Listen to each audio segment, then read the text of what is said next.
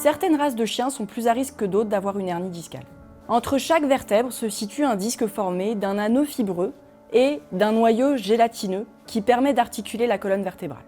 Une hernie discale correspond à la sortie du contenu du disque situé entre deux vertèbres en direction de la moelle épinière. Les signes qui accompagnent une hernie discale vont d'une simple douleur à une paralysie complète avec une incapacité totale à se déplacer. Initialement, seul l'anneau se déchire. L'animal a mal et peut en devenir agressif ou pousse des cris. Il se déplace moins, sa démarche est raide avec sa tête dans les épaules ou son dos est voûté. Ensuite, le noyau sort vers la moelle. Si la moelle est un peu comprimée, l'animal a des difficultés à se déplacer. Mais si la moelle est plus comprimée, il se paralyse. Enfin, si la moelle est très fortement comprimée, l'animal ne ressent plus du tout de douleur, ses membres sont anesthésiés.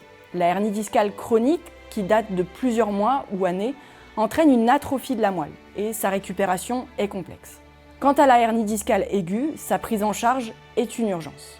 Si la hernie discale se produit dans la région des épaules ou au niveau du cou, les 4 membres, antérieurs et postérieurs, sont touchés. Si elle a lieu en bas de la colonne vertébrale, seuls les membres postérieurs sont atteints. Évitez le plus possible les escaliers et les sauts pour les chiens de race prédisposée. La rapidité de prise en charge d'un chien atteint de douleurs sévères au niveau du dos ou de paralysie est cruciale dans son pronostic. Si l'animal ne présente que de la douleur modérée et des signes neurologiques non évolutifs sans paralysie, le repos et les anti-inflammatoires peuvent suffire à résoudre le problème. Un animal qui a des difficultés à se déplacer ou marche sur la partie dorsale de ses doigts a, s'il est opéré rapidement, de meilleures chances de remarcher. Par contre, en cas de signe de paralysie, la seule solution est la chirurgie.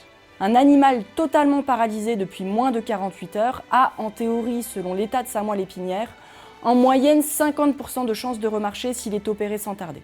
Cela dépend en pratique de l'état de sa moelle épinière.